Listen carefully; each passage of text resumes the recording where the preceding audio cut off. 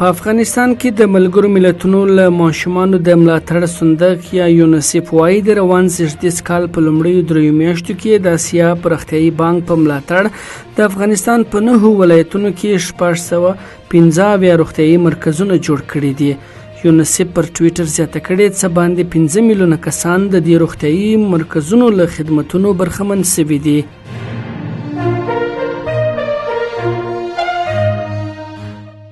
په ننګرهار کې د ګوزڼ یا پولیو 15مه مثبته پیښه هم ثبت شوه. عامه روغتیا وزارت رسنیو ته ویلي دغه پیښه د ننګرهار ولایت په دور بابا ولسوالۍ کې ثبت شوې ده چې له دې سره زېږدیز کال په افغانستان کې د ګوزڼ د مثبتو پیښو شمېر 15 ته لوړ شو او ټولې په ننګرهار کې ثبت شوې دي.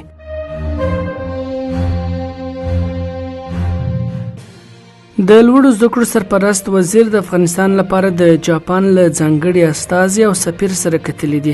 په دې کتنه کې د افغانستان لپاره د جاپان ځانګړي استازي کانشوک ناګوکا او د یاد هیواد سفیر تاکاشي اوکاډا ویلي چې اوس مهال په افغانستان کې د تحصیل او نورو برخو د پرمختګ لپاره ښه زمینه برابره شوې ده.